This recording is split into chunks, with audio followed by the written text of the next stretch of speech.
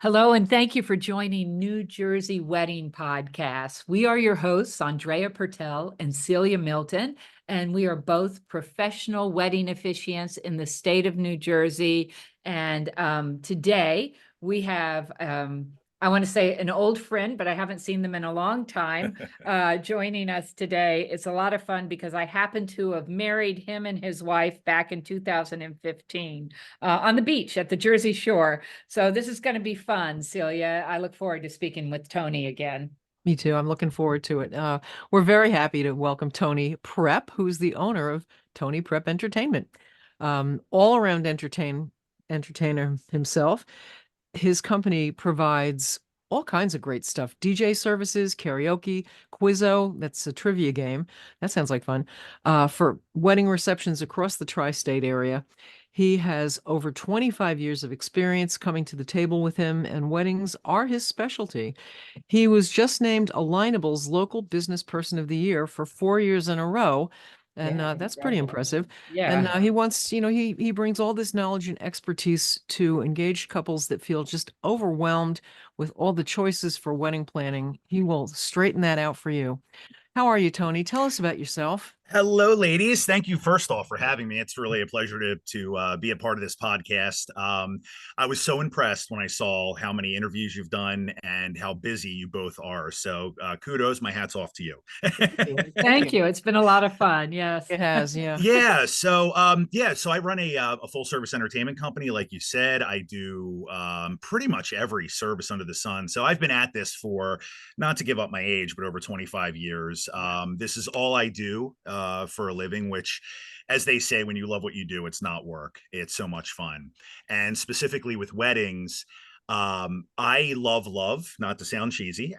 So weddings to me are delightful because everyone is there to have a great time, to celebrate a momentous occasion. And I just love being that MC and really helping move the party along. So it's fun, it's enjoyable, it's memorable. You ladies know how fast weddings and receptions go by. I mean, it's like a blink of an eye. And especially as you get older and you look back and you're thinking about it, it's like, holy cow. Like you said, Andrea, we my wife and I have been married now for 9 years, and I can remember the day like it was yesterday. So it goes by fast. And that's why I love working with newlyweds, or soon to be newlyweds, I should say, because I want to help make their day as fun, as memorable as possible. And like I said, just make sure there's, nobody leaves there unhappy. Everybody, hopefully talks about it for years to come. Right. And you travel, you are in Pennsylvania, Delaware, as well as New Jersey.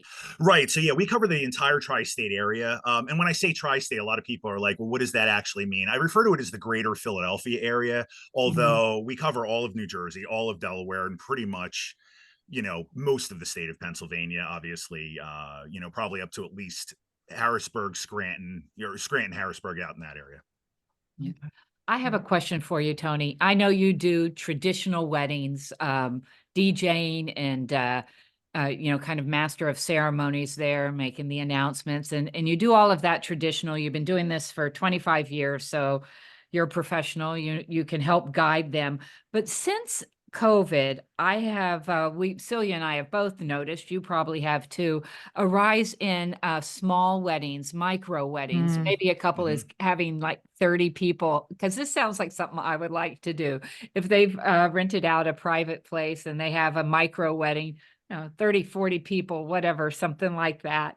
I know you also you MC at like events and maybe bars that have karaoke night and the quizzes and things like that. Does anybody do that at a wedding, especially a micro wedding? Oh, absolutely. Absolutely. Well, first, let me say I had a micro wedding, if you remember. So Right. we got married on the beach, and then we rented out a small dining room in a restaurant, essentially, for just our closest family, because we didn't have a huge budget, and we wanted to keep it more intimate. So to answer your question, yes, it is happening more. And yes, there's no wedding that's too big or too small for any of the services. Now, obviously, if a client is on a budget, they're not going to go hog wild with, having everything, having the party props and the karaoke and the trip, Right. it's going to be kind of more, more simple. But we do provide the music and the MC services, which is more the master of ceremonies, somebody that's working with the other vendors to make sure that everything is happening, going off without a hitch, making sure we do the cake at a certain time. And if they're doing any of the activities, the garter and bouquet toss, or obviously the first dance and all the family dances. So big or small, the construct of a reception is usually pretty much the same. There's not a difference. Obviously, the more people there are there, it's a little bit more wild. Right, But right. yeah, as far as the intimate ones go, and that's not a problem. I tell my clients all the time, don't assume that the price is going to be that much higher if it's a bigger wedding, and certainly if it's a smaller wedding. We work with all budgets, so that's not a problem there. Yeah, I was just thinking of that because I've seen at some different venues, especially when they have smaller crowds, they have like the giant Jenga game, the giant the tossing games, and the Connect Four games. And I thought, well, the Quizmaster game would be fun, while you're at the dinner table or something like that, or Yeah, it's a great icebreaker. karaoke. Yeah, so the it's kind of cool because it's called Quizzo. So it's basically one of the oldest. It started as a pub trivia game, but then it expanded to private parties. And who doesn't love trivia? I mean, I'm addicted to Jeopardy and Wheel of Fortune, and I'm a game show junkie. So Yeah. but what we do is we get all the tables together as teams. So as everyone's sitting down, even during dinner, we can do the trivia game where it gets everybody talking and laughing and all of that. And then they start getting competitive. They start wanting to win, not because I'm giving away elaborate prizes or anything like that. They just want the bragging rights to, let other people know how smart they are. Yeah. Yeah, I like that. I love that. Oh, that's great. Because I especially, not to sound old, but especially the youngsters. My kids are, they range from 33, 27, 25. We play when we get together, like at Easter or Christmas or whenever we're all together and they have their significant others with them. We play that game that you download on the TV and you use your phone to. Does anybody know what I'm talking about? It's almost like Yeah. trivia games. I forget what it's called, but what I'm saying is these young folks, they all know these games and they love them. They enjoy them. Absolutely. There's probably 1,000 different versions of, what you're talking about is more the interactive one. Mhm. The only reason I actually don't offer that, because the problem with that is not everybody, believe it or not, has a cell phone. And some Right. people Well, have older smartphones that might run slow. So I don't want to put anybody at a disadvantage. So I do it the old school way with actual cards that you fill out, with the golf pencils and all of that. Because again, I don't want to alienate any age group. I don't want to alienate somebody that might, also, it's nice to put your phones away during Amen. an event. Amen. Yeah. Yeah. That's Yeah. best. That's great. I think that sounds fun. Well, how do you work with your wedding clients to figure out what are they going to have for the different parts? Obviously usually there's a processional, there might be ambient music ahead of time, and processional, recessional, and then moving into cocktail hour and moving into it's almost like 4 dimensions, because they're all so different. Yes, absolutely. The good thing though about weddings are not to say anything disparaging, because I actually love this. They're very, very cookie cutter. And what I mean by that is it's a very structured kind of traditional way that the wedding goes. And I mean that in the best possible way, because there's no real surprises. Now, the clients can, they can change anything they want. They certainly don't have to go traditional. As a matter of fact, I encourage that if they want to kind of change things up a little bit and be unique. But it all starts with a consultation. When I first speak with my clients, usually it's the bride most of the time, because obviously she's the boss. So I walk them through all of their options, all of the traditional things that they can do, and then give them ideas for maybe non-traditional things that they can do. And then we kind of piece it together.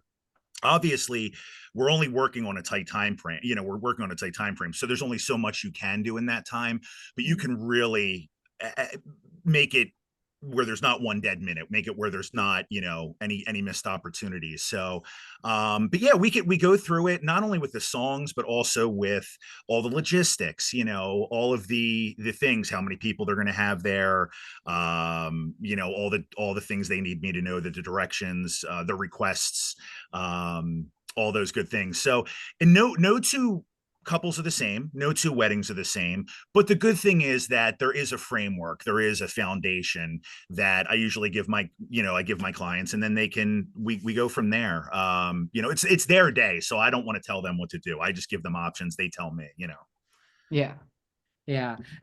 So you talked about you encourage them to change it up. I want to ask you if you have noticed any 2024 wedding trends from your end. I know that the last wedding that I attended as a guest, they did not do the garter. I don't think that's as popular as it once was, but they also skipped the cake cutting in front of, they didn't stop the party. They went over by themselves with the photographer and they did the cake cutting because they did not want to stop the party. Yes. What are you seeing?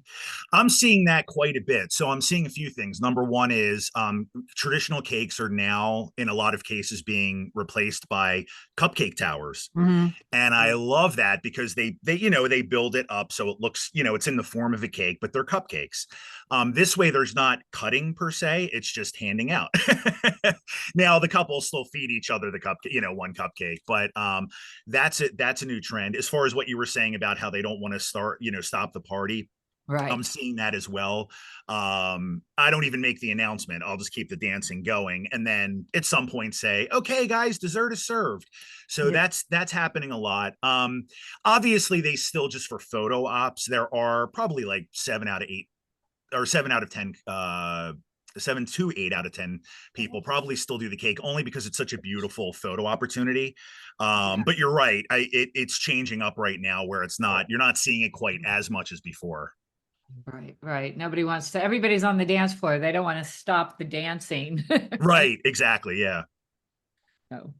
All right. What else do you see? Any other trends? Do you offer things like, do you do lights and smoke? Yeah, And so I don't personally offer lights, and the reason for that is most of the venues now or photographers are providing lighting. That's something that it's kind of like when you go into a bar or restaurant, everybody has hanging TVs now. It's not something where I have to like bring my TVs with me when I do karaoke. So I don't really offer that. I focus on the entertainment because that's the main reason why I'm there. I leave the lighting. Now I do work with other vendors that do lighting. So if somebody wants to have like a nightclub kind of effect, I have people in place that I can call that will accompany me, and provide that service. But I try to stick to the entertainment because I don't want to distract from what I'm doing, and I don't want to get too gimmicky. I want to have everybody have a good time, and sometimes with the lights and the fog and all it tends to be gimmicky and kind of shticky. So I don't like to do all that myself. Yeah. So, but that's the entertainment, the emceeing, especially the microphone work, actually having everybody hear me, not have it be too loud, not of course have it be too soft where you can hear me. That's my main focus. Yeah. How far out are couples, are you booking now? When should a couple contact you for their wedding? As far in advance as possible, only because of availabilities of venues and other vendors. I would always say the sooner the better. Typically it's a year to 2 years. That's the typical time. I have had people call me. As a matter of fact, 2 summers ago, somebody called me literally a month before, and I'm like, okay, we have a lot of work to do in a short amount of time, so strap in. But I want there to be a lot of time because there's planning and there's going to be changes, not only with songs, but with the number maybe of guests or anything can change. So the more time that we have, the better it is to, so that nothing goes wrong. Everything, is smooth sailing the night of. Right. Yeah. So, well, do you have any advice for couples planning their wedding or planning their music for their wedding? Absolutely. My top advice to all couples is take a deep breath and relax. Enjoy the process.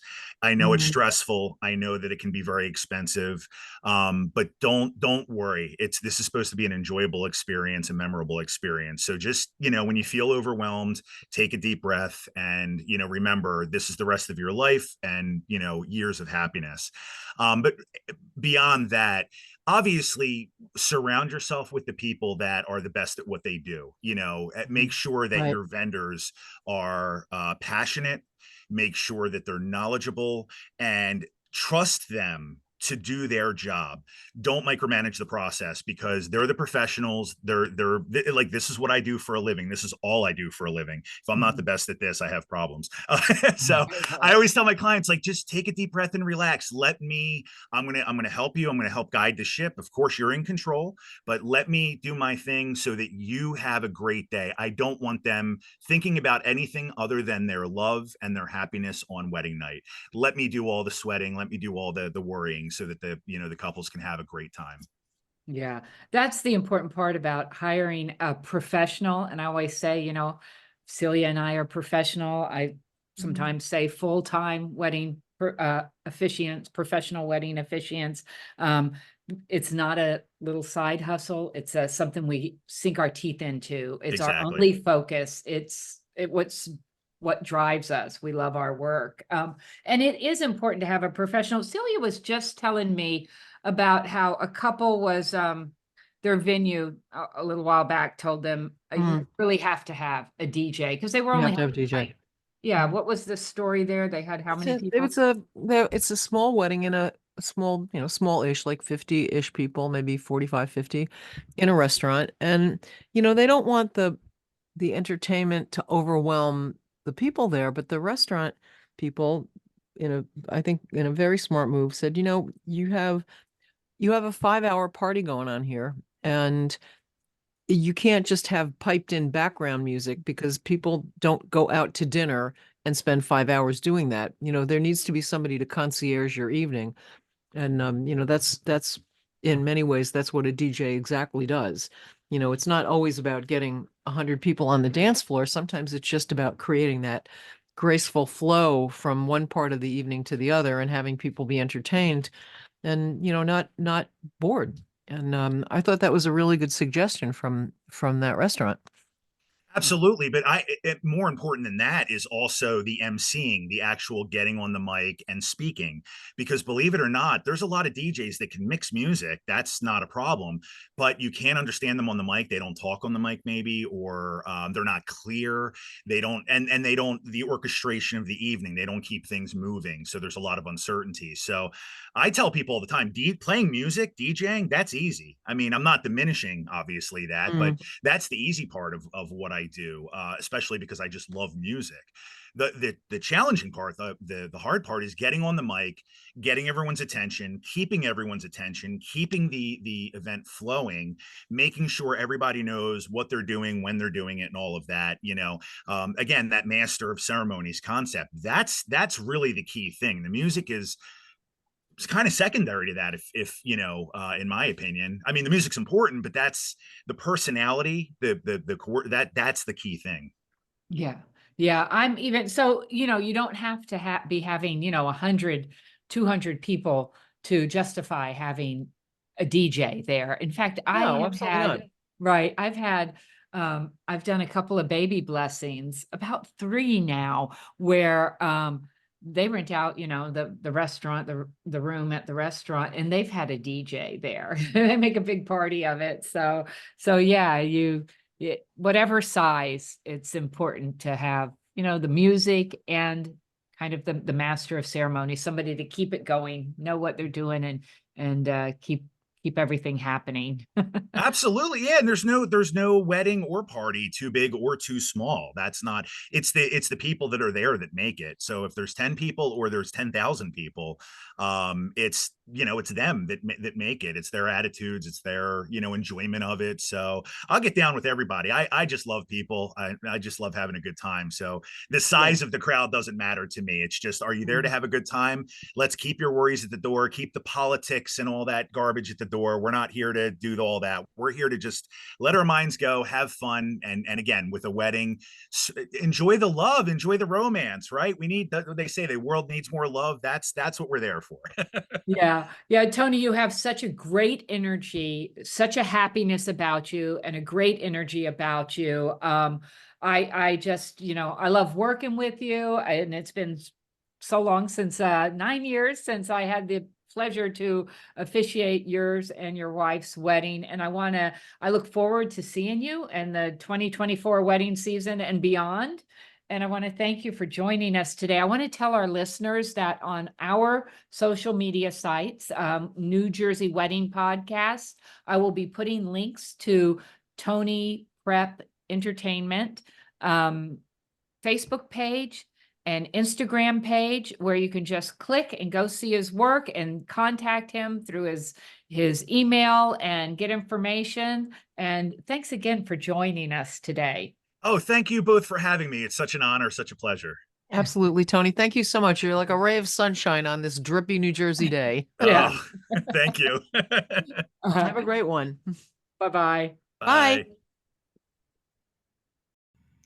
This podcast is brought to you by Andrea Pertel, owner of For This Joyous Occasion Officiating Services, serving all of New Jersey. Celia Milton from NJ Vows Now, vow to be different for New York and New Jersey.